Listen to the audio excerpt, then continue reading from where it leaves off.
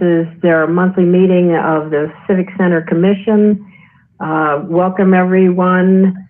All the commissioners received their minutes from the last meeting. Any questions about those minutes? Can I have a motion to approve those minutes? Somebody? So moved, Ellis.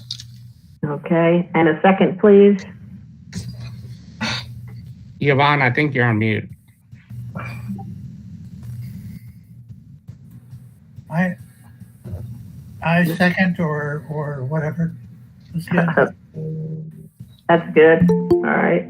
The commissioners are I'm Donna Bailey, the commissioner, chair. I'm sorry. John Ellis is with us. I'm sorry, I'm looking back and forth. Is Krissa with us? Not yet. She said she'd be a little bit late. Okay. Nicole Lee? No? She was here a second ago. I think Nicole's here. Okay. I'm here. Okay. Mukunda? Pacifica? No, not today. Not today. And John Pierce, I know, is out today. All right. Will, why don't we turn to Antoinette for our city council review. Good afternoon, everyone. So good to see you. A short update to say, very happy to state that council has gone back to in-person meetings. And those meetings are taking place at Harrah's in the banquet hall. Just prior to our last meeting, we had a budget work session.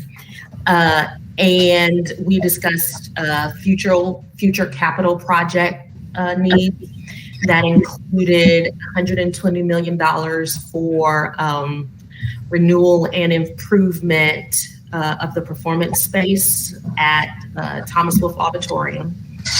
We also discussed the $30 million need for McCormick Field, although the scope and the funding plan seem to be uncertain at this time. And we also discussed $2 million that was needed for stormwater and other maintenance needs for the municipal golf course.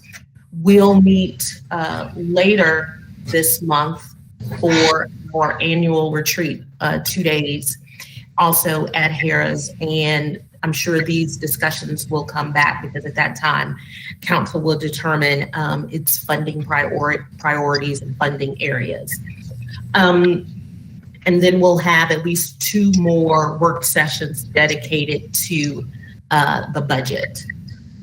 Also of interest for this board is a board's restructure plan that is coming forth, but at this time there will be public input. So I'd like to give you the dates of those. I don't know if we're familiar with that. The restructure that has been suggested would include narrowing the current boards commissions from around 20 to 4 to align more directly with the city's priorities.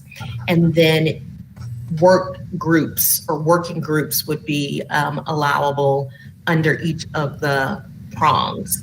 So let me give you the dates. I don't know if anyone from the Civic Center Commission has already attended one of the info sessions, but let me give you those.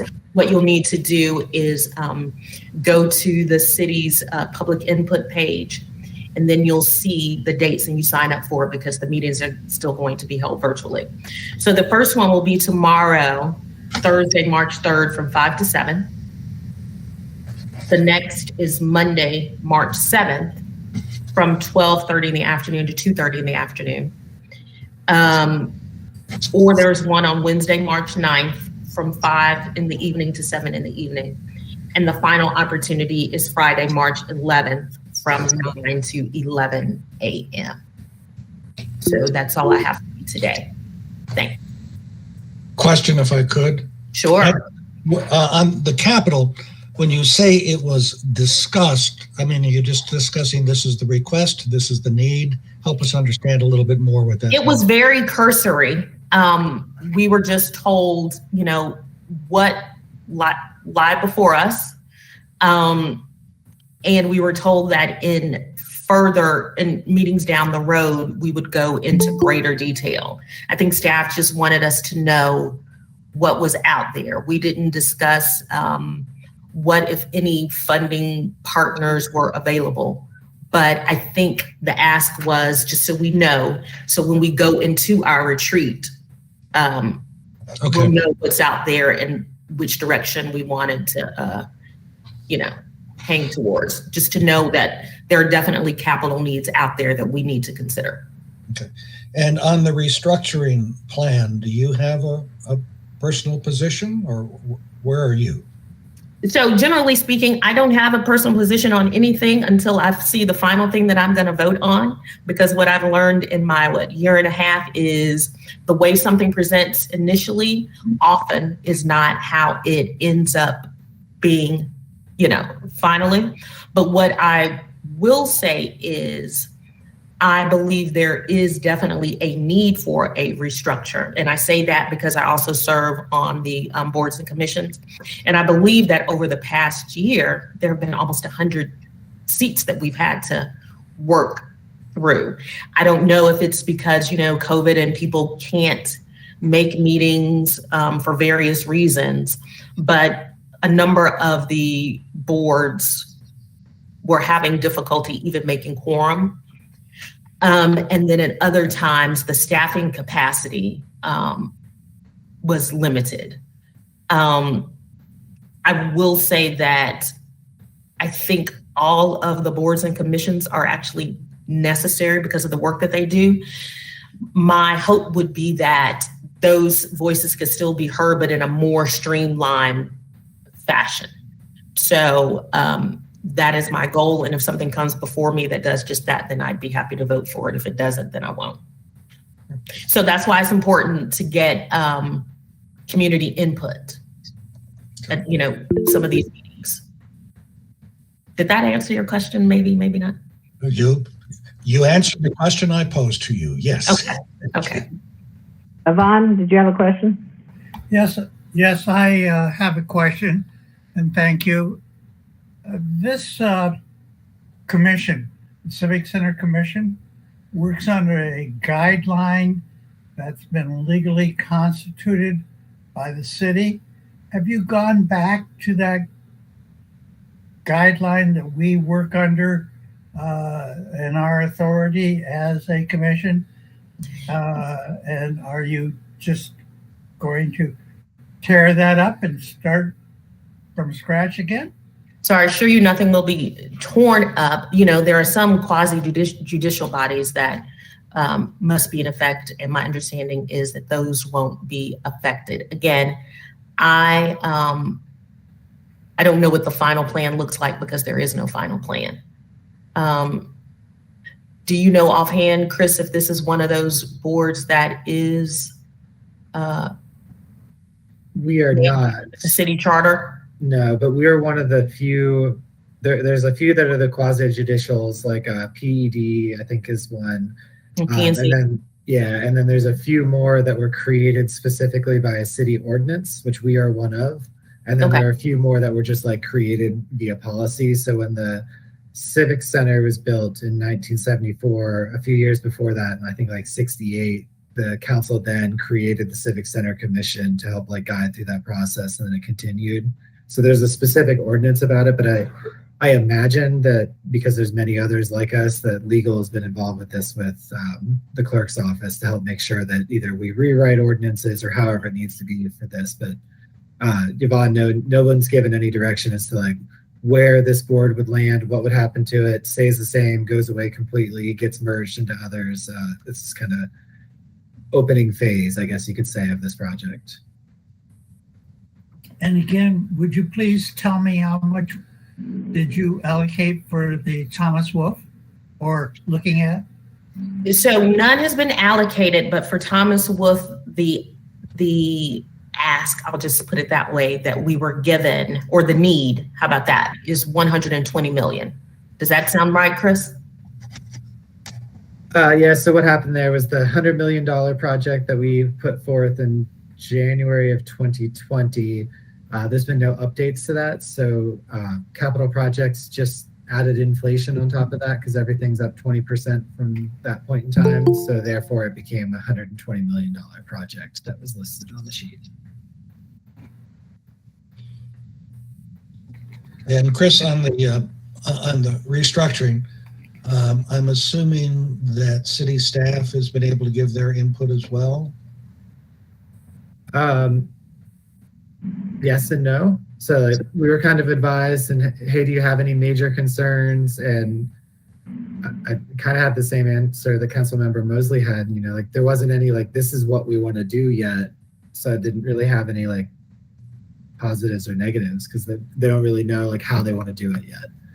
But I imagine that we're going to get some input time for it. Okay. Any other questions from anybody? I'm going to have a question a little later on, though. And the same thing with McCormick Field and the Muni. Are those just estimates that have been sent to you, or are there documentation? Is there documentation on that? So again, we didn't receive the actual documentation in the initial work session. I'm confident that in subsequent work sessions, we'll see exactly what the ask or requirements are. But again, that was the very, very first work session. And convenient timing for that question, Donna. So Brian DeWine's here to talk about the tourists today for McCormick Field. So when he gets to his world, he can 100% talk to you about that project. And okay. The first item that you asked for on the agenda that the group asked for was the Municipal Golf Course Stormwater Assessment. And that actually gets right to that $2 million. And it's specifically about that. So you'll hear all about that here in just a minute. Yeah, okay. Thank you very much. You always are very clear, and I appreciate that. Damp, are you on for your report? I am. Oh, good. I see I missed a call from you, Donna. So you and I can catch up later. And Corey, I need your new contact information. So we are in the middle of trying to get things set up. So I apologize for being late. We're trying to figure out where to put Elmer. Elmer is the Ingalls original grocery delivery truck. So Elmer showed up after the platforms were built. So we are trying to get that in place. Tomorrow tips off for the Southern Conference tournament. I don't know if all my background noise is coming in or not. But you know, it's kind of chaotic. We will have education days on Thursday and Friday. So we'll have over 800 City of Asheville, Asheville City Schools kids on Thursday. We have over 1,200 Buncombe County Schools kids on Friday. Both of those are 11 o'clock games. We will transition into downtown dribble on Saturday morning. We do have additional spaces that we were able to open up. Our basketballs were on a cargo ship in the Pacific, and they showed up, I think yesterday. So we have more basketball, so we opened up registration. So we have registration probably for 150 other kids. So if there are kids that you know of, please have them go to SoconHoops.com, click on the downtown dribble link, and sign up. We'll start at 9:30 with sign in. Each child will receive a ball, a t-shirt, and a ticket to the game. At 11 o'clock, we start this really cool thing of walking down the street. And so we leave Pack Square Park and walk all the way to the Civic Center. So we go down Patton and Haywood. I apologize. There's just so much stuff going on behind me. So, and then Monday nights, our hometown heroes, where we recognize police, fire, EMS. We started it with right after the Lake Lure fires, and we've continued to do it every year, and it's been very successful. So we'll continue to do it. So, and then we're, are moving along with preparations for the Billie Jean King Cup, which will be here in about 6 weeks. So things get kind of crazy, and also trying to figure out what we put on Chris's calendar. And we had a very successful weekend, last 2 weekends of our wrestling teams who participated in the grapple. At the state tournaments in North Carolina, South Carolina, and Tennessee. So we had, I think, at least one state champion and a couple of runners-up, and they've already started recruiting teams for this coming December. So that's been kind of trying to catch all of those, but I think we've got about 3 or 4 new teams. So our goal will be to be about 40 or 42 teams. That's kind of everything that pertains to the Harris Cherokee Center Asheville. I would like to thank all of you who did come yesterday for the tip-off luncheon and awards. I thought it went really well. And Antoinette, thank you for being there and representing the city. And I know Yvonne was there and several others of you. So we really just appreciate you being there and being supportive. It just sends a good message to the Southern Conference. So does anyone have any questions? No, no questions. Thank you, Jim. Thank you. And good luck. And I am so sorry I missed it, but I was in surgery, so. Yeah, you always go to surgery when we have something. Come on. I know. Believe me, I'm so tired of it. I can't stand it. But I understand it was a great luncheon, so that's it went really well. That's great. I'm so glad. We will now go to Marshall Hilliard. There you are, Marshall, up in the corner. How are you doing? Good afternoon, all. And I agree. It was nice to see some folks yesterday for the first time since I've joined Explore Asheville. So, and a great event that you put together. Looking at our volume of business in the month of February, we fielded a total of 70 new leads, just shy of 14,000 room nights. Compared to the benchmark year of 2019, we had 77 leads in that year for February, but more room nights at 20,000. So continuing our trend of smaller meetings. I was looking though, in February of 2020, just prior to the pandemic, we had 107 new leads and 23,500 new room nights. So still a ways off of that momentum that we had going into the pandemic. In terms of February travel, we attended the Southeast Tourism Society Domestic Showcase. We also attended Sports Express, which I believe Dem did as well. And then in February, we launched our double incentive opportunity. So groups whose meetings take place midweek and January through March, all days of the week, are eligible for twice the amounts of incentive when they sign by April, just to try to spark some new opportunities. And we have some great new ones as a result of this initiative and the marketing behind it. Depending on the amount of business that comes through, it can be a nice incentive for the clients. And then lastly, coming up third week of this month, we're hosting our 48-hour meeting planner familiarization tour. And we have 12 customers who represent meetings that are appropriate size and season for Asheville. We do this 3 times a year, and looking forward to showing these customers all things that we have to do here. So that's the update on group sales at Explore Asheville. Thanks for your time. Any questions? Marshall? Great. Oh, go ahead. Question. Yes, Marshall, what is our occupancy rate for the quarter or for the first couple months, January and February, compared to 2018? Because everything, stopped at 2 years ago. But how are we compared to that time? And we have brought on how many new bed or how many more room nights do we have available versus that time? You have those data? I don't have that data at my fingertips, Yvonne, in terms of versus 2018.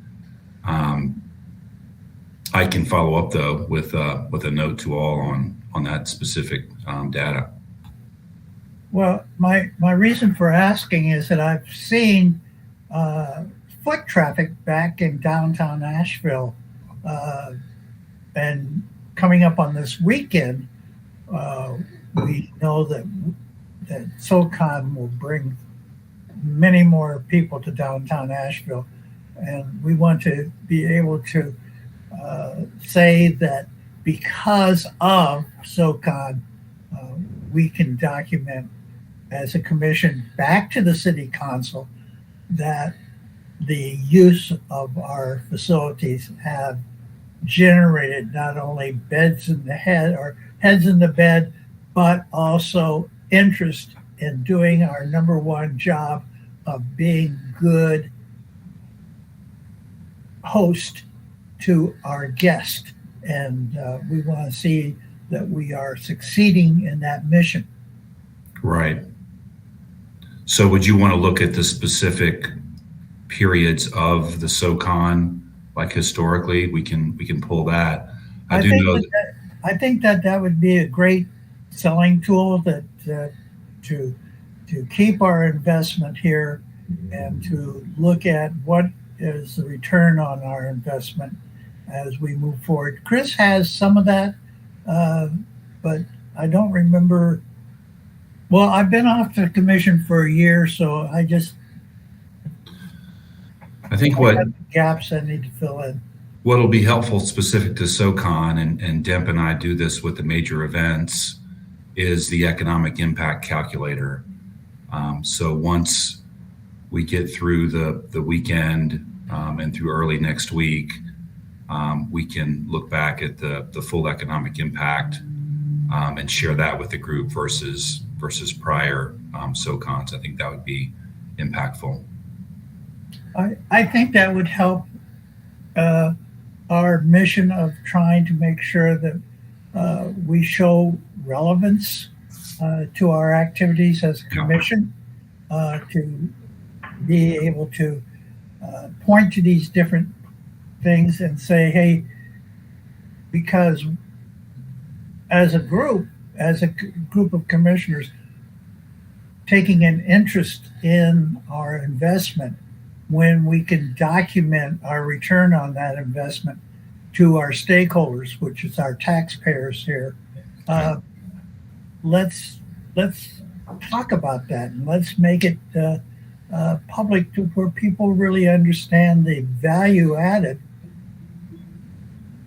I totally agree. So what DEMP and SoCon and the other things. Go ahead. Demp, you had something to say? Well, I was just going to say, prior to COVID, and we've kind of changed the way that we don't specifically look at what's called economic impact. We say it's the event impact calculator, and depending on the way you look at it, the direct impact on this event on our community is a little over $4 million. If you look at how this event then trickles down into, paying, someone on Chris's staff, and then they go to Ingalls and they buy groceries, and that pays for a staff member at Ingalls to then have their salary and then go buy gas. The trickle down, the total impact is over $6 million for this event. We just have gotten away from giving out as much specific numbers and look at what does the event really mean to our community. And as I told someone on the radio this morning, what this means is the start of the spring in Asheville. It's also a huge, and Yvonne, you know this specifically because 2016, you helped us keep the 2017 tournament in Asheville during HB2, because we realized that, it really affects the bottom line of our hospitality industry and the amount of tips that people receive this weekend and hotel rooms. And, and this event is not as much about hotel rooms. Have a certain number, and then we have a hard time quantifying all of the fans. But we know that when we can't get a reservation in a restaurant, that's part of the reason. So it's very complex as how we look at an event. We do come up with the numbers, and the numbers are consistently about 4.2 million in direct impact to our community and county as a whole, but also taking it up to about over 6 million as it starts to trickle down and come into there. So I hope that kind of maybe gives a little bit more perspective. But I think when you walk down the streets Saturday, you'll totally understand the impact. And the other thing that we really look at is, and we said this yesterday, this is not just a basketball tournament. This is not just an event that is brought into the arena. We sell tickets, people come in and they leave. This is a community event. We do the downtown dribble. We do work with Buncombe County and Asheville City Schools and our private schools to bring children in to see basketball. And Dr. Baldwin will tell you, this may be the only time that some of these students get to see a basketball game. And doing the Hometown Heroes. This is not just a basketball tournament and ticket sales. It's about enhancing the quality of life for our entire community. Well, thank you, Tim, for sharing that. I think that a lot of the things that we are being done as a commission is being kind of assumed. They don't see the work that John has put in and Chris has put in and things like this, and how this package all kind of comes together to keep our guests involved in wanting to come back. One of the things that SoCon did this last year was give us a 5-year contract. Is that right, Deb? Or 6? 5-year extension. They're here through 2016. Okay.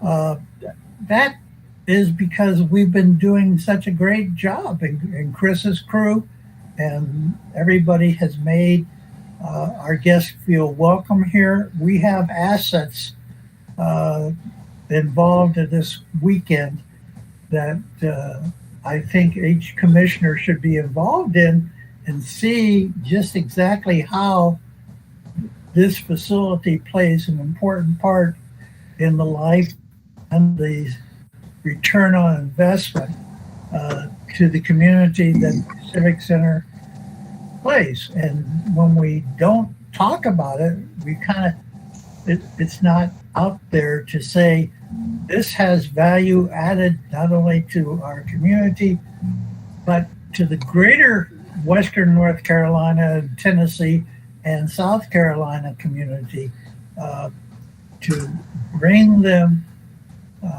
and make them aware of Asheville. And that's what this commission focuses on. And I'm going to have more questions for Chris later. Thank you. Okay. Any other questions? Thank you, Yvonne. It's always nice because you have such great experience with this organization and you really make powerful statements. So thank you very much. The Asheville Symphony update. Hi, everyone. Daniel Krupe, Executive Director of the Asheville Symphony. I'll keep my report brief unless there are questions.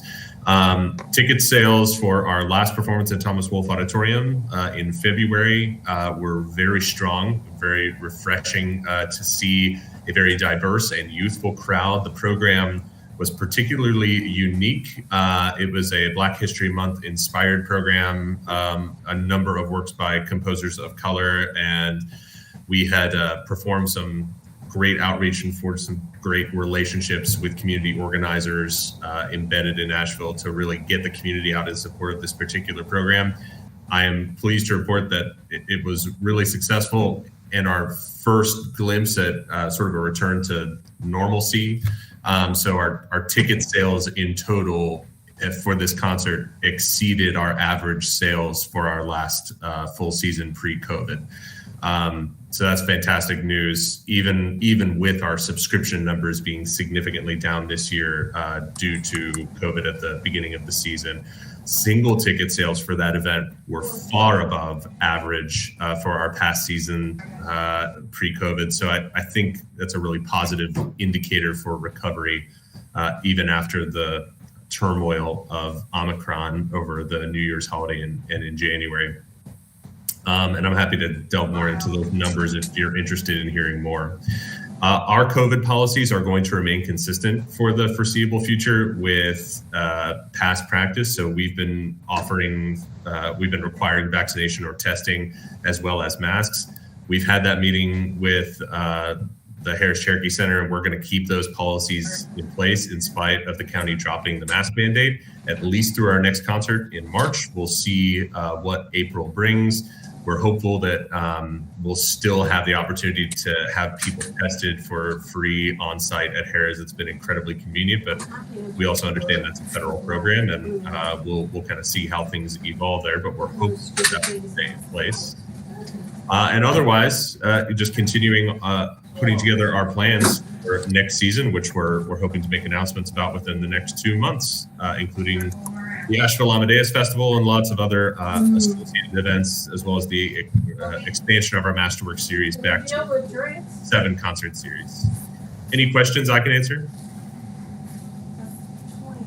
The university is having a Thought Fest in June or July. And have you been participating in that at all, that as a part of perhaps a performance? Not to my knowledge, but Nancy Cable serves on our board of directors, so I will gladly inquire with her. I would, that might be a good idea. If she's bringing in people from around the country for this Thought Fest, it would be nice to show off our symphony, I would think. Couldn't agree more. Great suggestion. Well, thank you very much for your report. Chris, we'll go to you now. Thanks, Al. So at the request of a few of you, after we had the operator Pope Golf from Muni Golf Course on last month, we had a few that were interested in what was going on and the issues that he brought up. So I put a link in the agenda.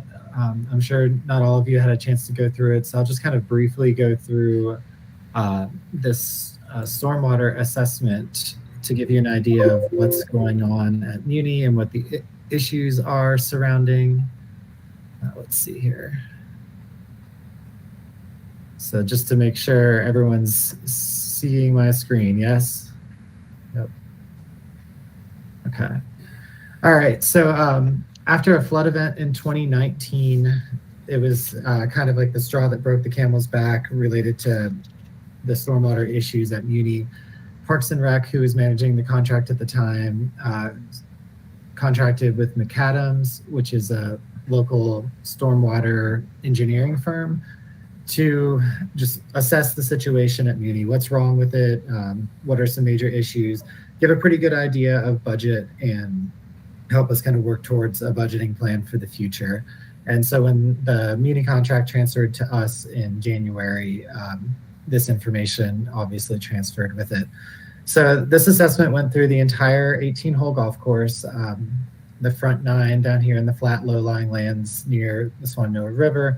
The back 9 is kind of a hilly through the neighborhood jaunt, two really completely different golf courses, from my understanding as not a golfer. So the report covered existing conditions throughout the course. Their goal was to give us an idea of budget to replace, all with reinforced concrete pipe and design fees that would be associated with that, and contingencies. So this was done in 2020, right at the beginning of, and then delayed by, and so right around the start of COVID is when they got into this. And so it started before COVID, was finished like in what was still the beginning of COVID, summer of 2020. So it's really reflective of 2020 dollars. And these numbers, could be fluctuated a little bit. And again, I'm not going to go straight into the very nitty gritty, but essentially it's got some good photos of stormwater within the fairways, issues related to how the water is caught. So it's got a methodology of a 5-point scale. 0 and 1 are pipes that are really generally fine. 2, it's starting to get worse. 3, it's pretty bad. 4, highest grade severity. If it's a 5, we should have replaced it years ago, is kind of how they've scaled these things. So they went through all 18 holes and came to a priority 5 for 44% of the holes, priority 4 for 10%, priority 3 for 17%. So, we're a little over 60% of the course is in a bad place related to stormwater. And what a bad place is, let me find some good photos. They gave us an idea of downhill stream. These diagrams mean nothing to you unless you read specifically word for word here. But they ran cameras through the pipes and found many collapsed pipes like this one here.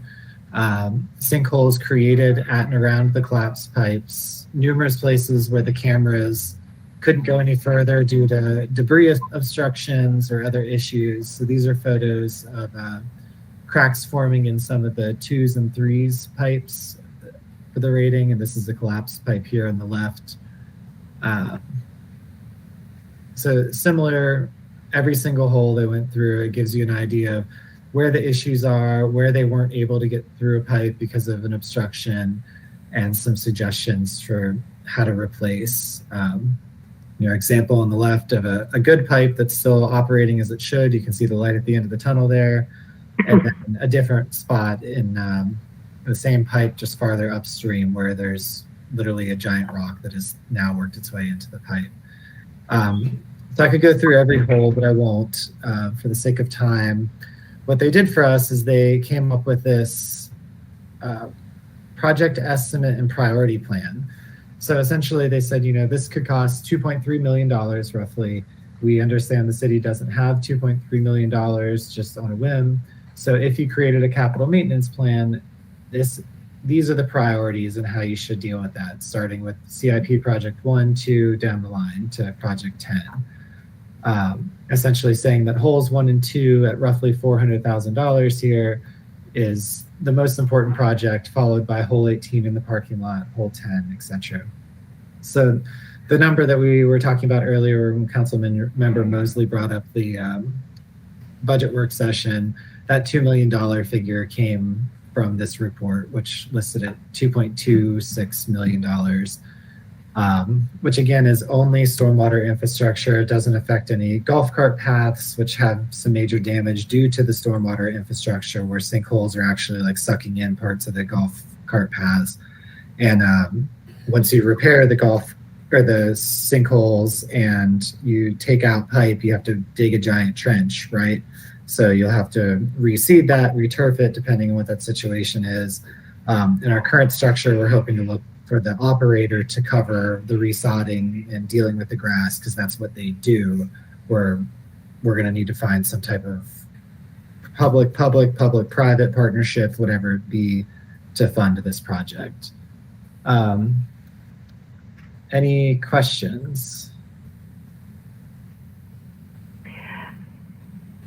Chris, I understand that yesterday Mr. Baycoat was given an award, and there was a discussion on the Muni and its historic value. Could Annette, you were there, were you not? yesterday? I was, and I must say, I absolutely adore, love, cherish Mr. Bacote. I only know what I grew up knowing about the tournament. I don't know that I know the name of the tournament, but I know that it is one that's been going on for as long as I can remember. It brings together African American golfers. And I know that Mr. Bacote plays an integral role in that. Yesterday, he received an award for his long time service. And if you want to add anything to that and fill in the blanks that I missed, or you, Chris. Actually, Chris, yeah, I see Dimp is. Dimp's got people like trying to come in on him. Yeah.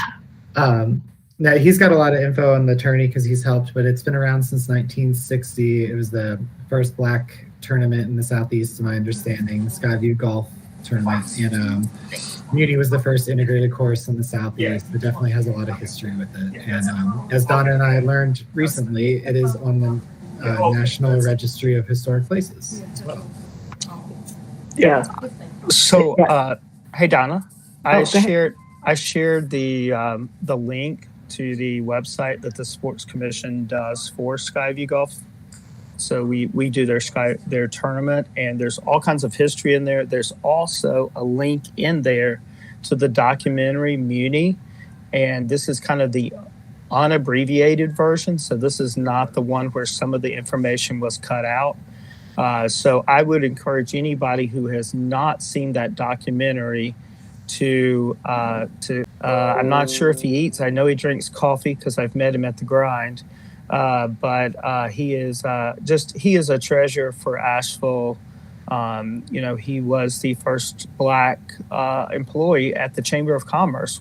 He has been involved in our community so much. So if you haven't met him, you need to sit down and plan to spend about 2 hours, because an hour's not enough, and just enjoy being around his presence. The Sports Commission has been blessed with working with him over the last 5 years because he's just an incredible human being. So, but all of the information on the tournament, Chris had a lot of that correct. It's all right there in that one website. We've worked to kind of create archives for them because there was not an archive there previously.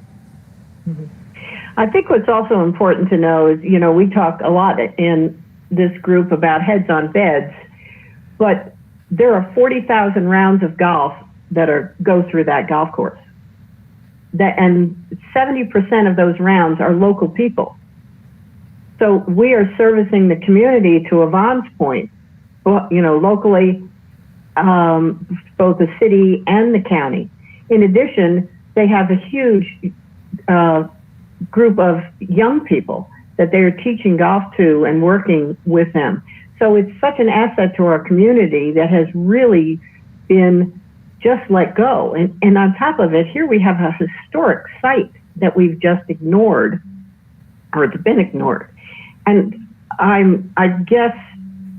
think that this commission might want to take this opportunity, and Antoinette, tell me if you agree, to take this report that Chris has and forward it through Antoinette to the City Council to show them that we really care about getting this course fixed. And I would hope that the other thing is, it's also dangerous.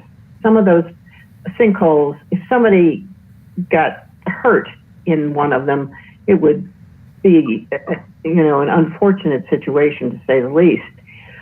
But that's kind of my thinking. And Mr.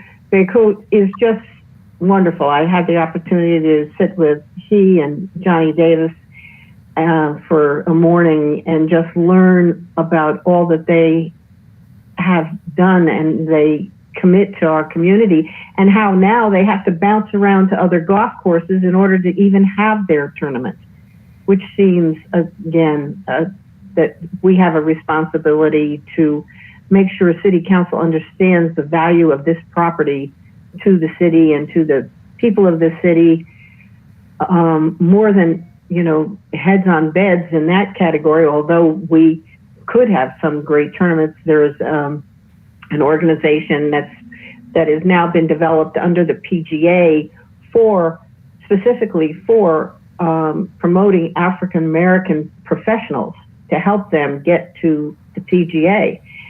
And lastly, next month, Mike Wan, who is the CEO now of the United States Golf Association, is coming to Asheville. He's going to speak at the university for the Our Turn to Play dinner, which I hope that people will go to. And Mike who's a friend, is his mission. He put up a new foundation, and the majority of that foundation is to promote not only African Americans playing golf, but veterans playing golf and handicapped playing golf. He sees that these municipal courses really can affect people well-being. But I think as a commission, we should stand behind those same principles and perhaps move a motion or forward to the city through Antoinette. I agree with everything you just said. And Chris, if you want to forward that document to me and I send it along to my colleagues, I will be more than happy. In fact, it'll be a pleasure for me to bring it up in our budget discussions. Because for a moment there, I was actually thinking about ARPA funding, but we've already had applications come through. But there is a provision there for infrastructure. And I was just trying to see, because we're considering setting a certain amount aside. I'm just trying to think of funding sources, but please get that documentation to me and I'm happy to discuss it with my colleagues. Will do. Okay. Any other discussion on the Muni or, yes? Okay. Where are we? So sorry. Chris, McCormick Field Stadium. Yeah, so I'm going to just immediately pass it to Brian DeWine, who some of you may know, who's the owner, president, runs everything at McCormick for Asheville Tourists, to intro us to the stadium and the team. Thank you, everyone. I appreciate you having me here today. Just kind of give you a little bit of background about our business structure, and then I'll hit the McCormick Field, which I know everyone has questions about. So we are the Asheville Tourists. We're a minor league baseball team. And what that really means is we hold the rights to what's called a professional development license. And this license allows us to be affiliated with the major league team. The key in all this is that we hold one of 120 licenses. So Asheville is one of 120 cities that have affiliated baseball. Our license is currently with the Houston Astros. It is not necessarily always going to be with the Astros, but we are with the Astros for the next 9 years. We were with the Colorado Rockies for 20-some years previous to this. All of our players and coaches are actually employees of the Astros. So we have no say on who plays, who's coaches, all that. They manage the baseball, and we really manage everything else for them. We manage the day-to-day operation of McCormick Field, along with the food and beverage when you come to a game, sponsorships, marketing, ticketing, merchandising, the daily maintenance of the ballpark, which is huge, considering it's the maintenance of the field too. So that's kind of our relationship with the Astros. As obviously this group knows, the ballpark is owned by the city and leased to us. Very, very common relationship. I would say probably 90% of those 120 ballparks that I mentioned are either owned by a city, a county, or a mix between the two of them. We just actually had a study done. Our economic impact is $10 million per year. And, we, on a normal year, now haven't had a normal year since 2019, hopefully 2022 will be a normal year, but a normal year, we draw nearly 200,000 people to the South Slope for the games. Everyone wants to know where our fans come from. I say it's 25% rule. 25% live within the limits of Asheville. 25% live in Buncombe County outside Asheville. 25% live in the surrounding counties around Buncombe County, and the final quarter is really the rest of the world. People come from all over, whether they're coming here for a game or they were here anyway and they came to a game. As far as the history of McCormick Field, it was built in 1924. Ty Cobb played on that day, April 3rd, 1924. It's had multiple renovations since. The last one was 1993, complete knockdown. The only thing left pre-1993 is the visitors clubhouse and home plates. That renovation was done for $3 million to kind of where that stands. 2 years ago, Kannapolis built a brand new, beautiful ballpark downtown Kannapolis, and the price tag was $60 million. So obviously the cost of a ballpark, that's not just inflation there between $3 million and $60 million. So a huge difference there. You know, I always tell people we love McCormick Field. It's quaint, it's awesome, but it does lack the modern day amenities. And it's had minimal improvement since 1993. We've added the seats. We've done some here or there. We've switched an office to a suite, little things like that. But not much has been done since then. And most people don't realize in 2016, with the city, we actually started exploring what could be done in the ballpark, what was the life of the ballpark, and commissioned a study by an architecture firm that focuses on baseball and to figure out really what could be done at the ballpark. And they came back with some great ideas. Next thing I wanted to shift to is, I guess the best way to put it is the new minor league baseball. Prior to the 2021 season, Major League Baseball kind of took over the minor league baseball operations, restructured how they did everything. They went from 160 teams, 160 to 120. So 40 cities lost affiliated ball. To put it point blank, we were lucky to survive. Thankful to survive. Had a lot to do with location, some other aspects, but we did make the cuts. And we're very grateful to continue affiliated ball here in Asheville. As part of that, they did implement what's called new facility standards. And that's really what they expect your ballpark to look like. And this was the first time they changed the facility standards since 1990. So I know they get a lot of heat because they have certain things they want. They probably should have made gradual changes since 1990, but they didn't. And it's a point system. I tell people in the restaurant industry, it's like a health score. You know, you can miss one thing and still pass, but you miss a lot of things, no one's allowed to eat at your restaurant. In this case, points are bad. And if you're over 30 points, you're basically have failed. And we just had our audit done this summer, professional audit done, and we were at 117 points. So obviously that's not good. You know, there is a path to get to below the 30. They audited 30 teams this past year. We were 25th out of the 30th. So that's kind of where we stand. Most of the things we need, the shortened list is new LED lights, larger home and visitors clubhouses, expanded press box. There's really no room up there in that press box besides a few employees. Female facilities for coaches and umpires. When the ballpark was rented in 1993, you know, people didn't have coaches. They didn't have female coaches. They didn't have female umpires. If you've seen the news lately, the Yankees named their low A team with a female manager. In theory, she gets promoted next year to Hudson Valley, and that person is here in Asheville. We don't have anywhere to put her when she comes here. So female managers, coaches, it is something that's growing the game, and we do not have any facilities for them along with the umpires. And we also need improved batting cages. Of course, I know everyone's next question is, what does this all cost? The price tag is $30 million. This is not just a number we pulled from the sky. We actually took that study that we did in 2016, went back to the architect, said, okay, here are the specs, make some changes, and obviously updated pricing, and they did, and came with that $30 million. That $30 million does include just fixing the existing facility. So part of the ballpark that we're not doing anything to still needs improvements, you know, whether it's new air conditioning, you know, new this, new that. And then it also includes some fan enhancements that we feel is necessary to make sure there is baseball here for the next 30, 40, 50 years.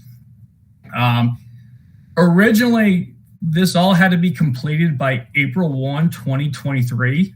Obviously, that's impossible based on construction right now. And we went back to Major League Baseball with pretty much those words. And it was agreed upon that we have to have a plan with funding in place by April 1, 2023 in order to continue baseball in Asheville.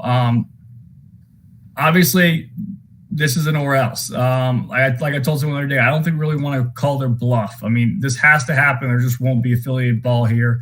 I'm well aware this is a big ask, but this is not a yearly ask. This is a once every 30, 40 years ask to really keep baseball here in Asheville. So that's my quick summary. Happy to answer any questions about, about those improvements, about the Asheville Tourist in general, Mccormick Field. Floor is open, so hit me up, whatever you got. Brian, how many people come through your facility a year? 200,000 in a normal year. Hopefully 2023 is a normal year. Sorry, 2022 is a normal year. Strange question, but do you have an official parking plan you could share with me? Not really, no. I mean, you talking about for the future or like today? Today. Yeah, I can get you something on that one. Yeah. Okay. Yeah. Thanks. And we use we use the lots around us. We also have a relationship with Minnie Jones. They park in our lot during the day, and our fans can park in their lot during the game. So. Okay. Thanks. Brian, is there a break of that 30 million? Is there a breakdown of what portion of that is major league requirements and what portion are improvements you want to make? Yeah, 3 million is just upkeep on the existing ballpark, and then after that, it's about half and half. But what I'll say about that, a lot of the projects are connected.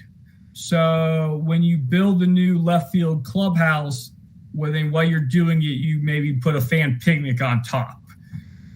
So they are very much tied to each other in that way. Okay. And in your lease with the city, I know the city rents facilities to a lot of people. Every lease is different.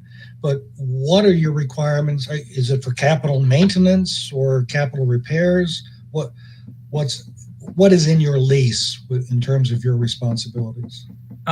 We handle the day-to-day maintenance. The field maintenance, the ballpark maintenance, cleaning, taking care of the field, getting ready for the games.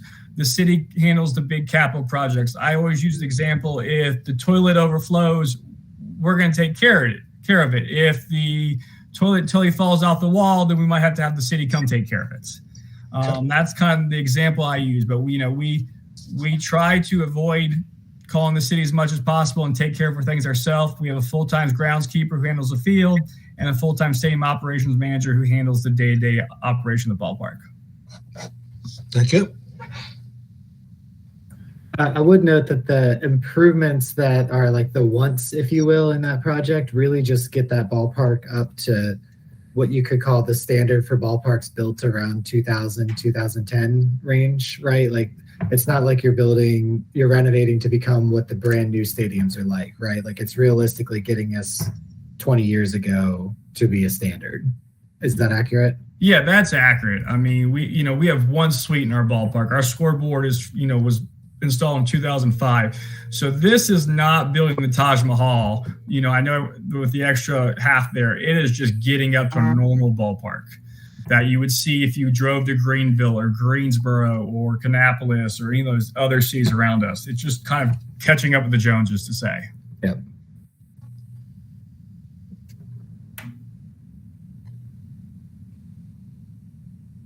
Chris, any other questions? Okay. The Nature Center is next. Well, thank you, Brian. Feel free to hang on, or if you want to leave, you're welcome to. But appreciate the time. Thank you, everyone. I appreciate it. Appreciate it. All right, so introduce everyone to Chris Gentile. So now we've got more Chris's in our department. I think we have like 4 now, so it gets even more confusing. But so Chris runs the WNC Nature Center and has for quite a while, and can tell you all about that fun place. I would argue it's probably the most fun facility that got to join our little new department here. So I'll let Chris intro himself and what they do and how the Nature Center has been going. Okay, you could just refer to me as Chris number one. That'd be fine, Chris in the future. So. No, but thank you everyone for having me join.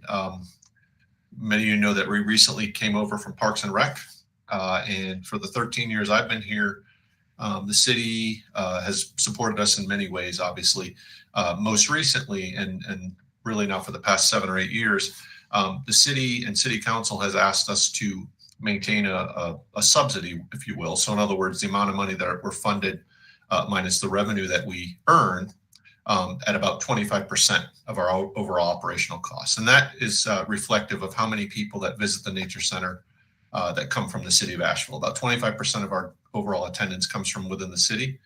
And all the capital enhancements that we've made over the years since I've been here have come from either earned revenue or our Friends of the Nature Center, which is our 501c3 support organization, or through the TDA. So we've been very, we haven't been a burden, so to speak, capital-wise on the city. And going forward, all the capital projects we've identified, we have fundraising plans identified for them. We do get a donation, or shall I say a restricted donation every year from the Friends of the Nature Center for at least $100,000, if not more, specifically to do capital enhancements, whether it be major maintenance, renovation, new exhibits, things like that. So again, we don't cost the city from a capital perspective very much at all. We are an accredited organization through the Association of Zoos and Aquariums. There's about 220 now in the country. We're one of only 8 in North Carolina. And what that means to be accredited is that we are the gold standard when it comes to animal welfare, husbandry care, education programs, conservation initiatives, things like that. So there's a lot of facilities. There's close to 5,000 facilities nationwide that are USDA, that have a USDA license to be open to the public, and of those, only about 200, as I mentioned, are accredited. So we are a what I would consider an upper echelon zoological facility in the United States.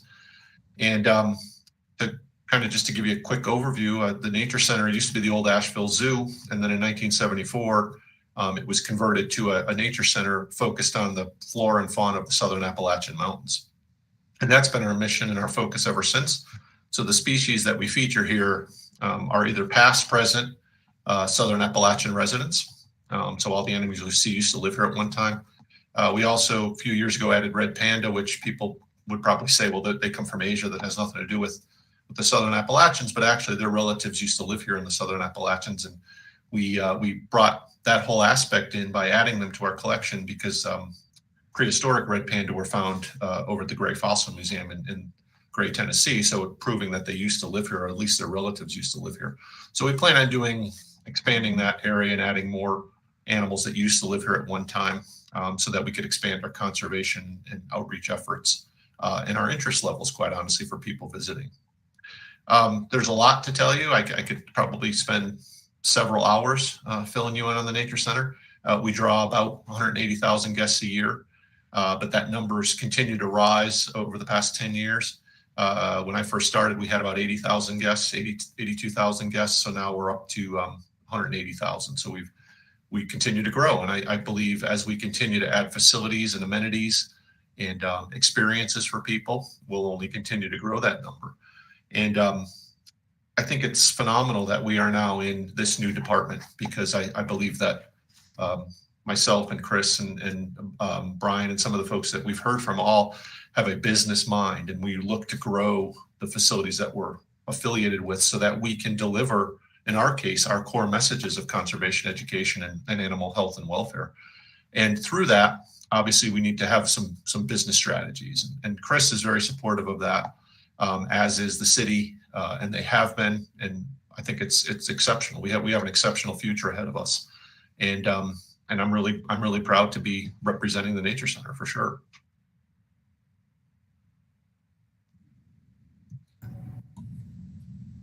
Yeah, any questions for Chris? I'm excited. We're already talking about trying to find a way to make their ticketing situation easier by melding within ours if we're lucky, and cross promotional opportunities is key. We kind of slapped something together this year because this all kind of came together in January, but we're doing a reciprocation program with the Southern Conference. So any tickets for SoCon get you in free for the Nature Center this week. And if you're a member at the Nature Center, you get free to the Nature Center this week, or you get them free to the SoCon this week. And that actually brings up, Chris, you didn't mention the reciprocation program. You should probably mention that. That's a key thing that you guys are involved with. Sure. Well, we have about close to 8,000 members now of the Nature Center. Again, that's a number that I believe when I first started, we were around 1,500 members. So that's grown tremendously. And with that, not only do you get unlimited admission to the Nature Center for the people that are on your membership, but you also get reciprocity with many other accredited zoos and science centers throughout the country. So if you are a zoo aficionado, like I am and like I was growing up, you can take advantage of that either free or reduced membership when you visit a city like Knoxville or Nashville or San Diego, or you name it, any other place where accredited zoos and science centers exist. Chris, help me understand now, are you and your staff city employees, or are you employed by the Friends organization? Thank you, John, for asking that. No, we're this Nature Center staff are city employees. All the folks that run the operation and what we call the mission areas, the education, conservation, animal care and welfare, all the business elements are city employees. And we have about 25 people that are full part-time, and then several temp seasonals that we bring on as our season bulges. And then the Friends of the Nature Center is a fundraising organization. So they help with specifically fundraising for our activities, but they also have the ability to help with marketing. So Matthew has been very instrumental in meeting with that group so that we're maximizing our efforts. So they're a wonderful partner. They've been a part of the Nature Center, we were the county before we were part of the city. They've been the support organization now since the beginning. So we're very lucky to have them as the support organization so that we don't have to come to the city for capital requests and things like that, because we know that we have a revenue stream where when we were part of Parks and Rec, of course, the recreation centers don't necessarily have that. So it was great to not have to put in our requests so that the facilities that don't have that opportunity wouldn't miss out on key renovations and enhancements that they need. Thank you. I have a question, please. When you have a facility like this, are you associated with any research group or the universities around here that are into this kind of research of what you have available there? Yes, just for instance, locally, we work with UNC Asheville on their bear monitoring study. They put traps here on our grounds to catch roaming bears and make sure that they are collaring all the animals that they're tracking in their study. We work extensively with North Carolina Fish and Game and Fish and Wildlife Services on bog turtle restoration, habitat restoration, songbird monitoring, a whole host of things. But yes, we have a very robust conservation and what you would call research initiatives. And we work with other zoos and aquariums. So for example, in the case of the red wolf, which is a very high profile species that we work with here, there's about 40 other facilities nationwide that are involved in the conservation and preservation of that species. And we work with the U.S. Fish and Wildlife on the conservation politics of it, the reintroduction of the animals. The zoos and aquariums can provide the expertise when it comes to propagation and husbandry. And then we work with the federal government on the introduction back into the homelands. In this case, Eastern North Carolina, but we're looking for other places as well. So it's quite extensive. That just gives you a cursory view of it. Is any of that a revenue stream to you? No, the revenue that we get is mostly from admissions, educational programs, commissions. We have a lot of groups that we work with that pay us a commission to be part of the Nature Center, like for example, food vending and things like that. There's room to grow in that respect, but the conservation we look at is, that's the type of thing that is part of our mission. So the other pieces help to raise money so that we can carry out the very important mission that allows us to be an accredited member of AZA, the conservation and the education piece. So what I'm hearing is that you guys are taking care of the animals, and the schools and universities that are doing the research are taking advantage of the city's generosity to make your facility available. Is that correct? I don't think that's quite accurate. That's not accurate at all. I mean, we exist as a resource for people to learn about the wildlife of the Southern Appalachian Mountains and to become connected to them. And we exist as a resource for our entire community. So if we have people that are involved in conservation programs and that want to partner with us, we believe that it's our mission to be here to assist them with that.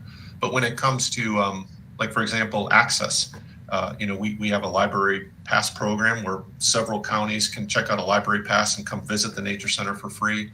And it's all about that. I mean, if we were more of an amusement park where our bottom line was revenue, then that would be the case. But in this case, that's the reason why certain accredited facilities like ours exist, so that we can further advance scientific knowledge and conservation programs, things like that. James, did you have a question? I just wanted to say from my standpoint, having the reciprocation agreement and having the ability to do that has been huge because my niece and nephew go to the Greensboro Science Center at least once a week. And so coming in and being able to do that here is awesome. Yeah. And they had a great time. I just talked to their director this morning, so that's great to hear. I'll let them know that. Chris, a follow up on the Friends. So they raise money. Now, is that somebody? I know some of that is capital, but is that also operating funds? No, we used to. City Council, when we were part of Parks and Rec, they had asked for some of that to come to operation. But recently, we looked at the fact that we are covering a lot of our expenses from our revenues.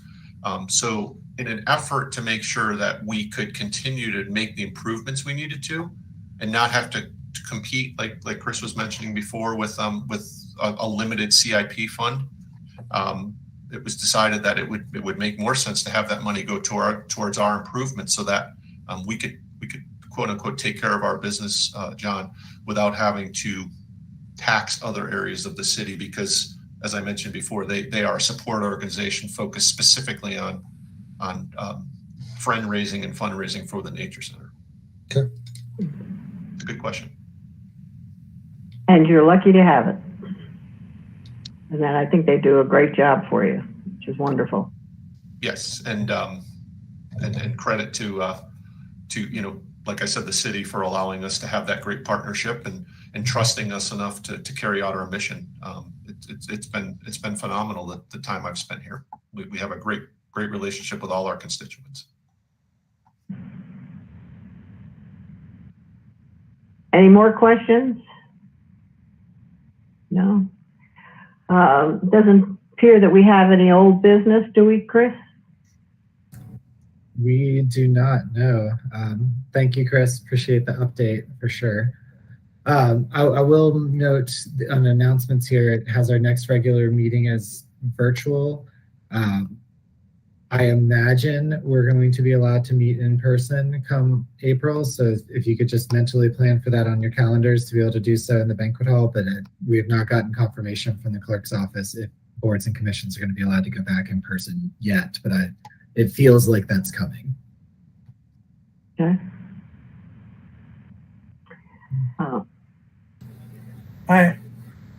Go ahead. We can have a gathering like we had yesterday safely, and yet the city is holding us back from having a in-person meeting to where we can dialogue a little better with one another. Is that what I'm hearing? So it's I don't know the specifics. I probably should at this point, but there's like some open records laws about whether or not we can be in person or not right now because of COVID and virtual meetings. So you either have to be 100% in person or 100% virtual, and no hybrid form of that yet. Oh, really? Yeah, and the city hasn't determined one way or another yet as a whole, because they don't want to make special exceptions for any one group. And council just came back in person maybe 4 weeks ago at this point, I guess. I think we've had 2 council meetings in person. So I see that phasing with the other groups too. Social workers free. Right. Yeah. $10 rate for the family. Okay. I do find it interesting that you can't have a combo, but that's me. All right. Any other business for us today? I have a question. Mm-hmm. Last night, did we have a very successful concert in Thomas Wolfe, Chris? Yeah, we had a sold out show with Nick Cave, who's an Australian artist. He's been rehearsing in the theater since Thursday and kicked off his world tour here. We're proud of that one. We don't belong on that tour at all. If you look at the tour dates, it's like Toronto, Seattle, Brooklyn, Chicago, London, Munich. We're the only non-A market on that tour. It was a good night. It was a real good night. Do we have an opportunity to duplicate that when people are trying to test their show and start, like off-Broadway kind of notoriety? You come to Asheville to try it out? Yeah, I mean, it's not new business for us. Right before the pandemic in 2020, January 2020, we had the Lumineers here for 14 days, I think it was, rehearsing, and then they kicked off 2 nights with their world tour here. Sturgill Simpson and Tyler Childers rehearsed for 2 days before they kicked off their national tour, also 2020. This fall, we had Mastodon and Opeth, 2 metal bands, here for 3 days rehearsing before they kicked off their tour. So we're trying to get our name out there as a venue that can make that happen, because the major market bands, if you want to rehearse somewhere, it's pretty hard to get yourself in a major market building for more than 2 or 3 consecutive days, because there's a professional sports team or teams in that building, and they're busier, right? So it's harder to get those consecutive dates for rehearsals. Chris, on top of that, very quickly, you just let me know the other day, I hadn't realized that AC Entertainment had been bought by Wolfe Nation. How has that affected the relationship, if at all? They sure won a lot more out of us, I can tell you that. They're constantly trying to get a better deal out of the deal, like the deal points, and basically saying that if we provide a better deal, that will help keep the same amount of content coming through the building as opposed to more, which is interesting. But it has opened the doors to a lot of acts that we didn't get before. So AC Entertainment historically, for us at least, had been a major jam band show, big EDM or some indie folk, and that was kind of our niche, and Asheville had become known as that as our niche. And we've expanded out to get a lot more rock, heavy metal style rock, country acts, comedy has expanded. So ultimately, and we're now working with the biggest concert promoter in the world, which is good and bad, but it's opened the doors to a lot of things. And by opening those doors, it's put Asheville on the radar of other promoters. So we still have our other, I want to say 6 other partner promoters there. So Live Nation does probably 55-60% of our shows, and the rest come from AG, national shows too, Outback, Pepper Entertainment, groups like that. So this is more pressure on us to try to get that facility up to scale, just like the baseball field, just like the golf field, everything like that. Our neglect from our investment in the past are coming back to work against us. So now that we can start kind of fresh from things that Thomas Wolfe is a high priority for our future of being a place to come to, along with everything else we have to offer our guests. Yeah, I'd say it's an open opportunity to think about the Thomas Wolfe in a different way. Do we need to build a hall that is built for the Symphony and for Broadway, which is kind of the direction we were under before? Or do we need to work with other groups and maybe have a separate space for the Symphony and really tailor our room towards touring rock shows and other style multi-purpose events for a cheaper price ticket for us, but similar price ticket for the community? And then we come out with 2 buildings. Like there's many ways to skin the cat, and maybe having 2 years off because of COVID, we should rethink how we skin that cat. And this is something that this commission has had experience and the knowledge to bring forth to the city council that's unique to this commission, because most of us that are on this commission have had these experiences other than just here in Asheville. Yep.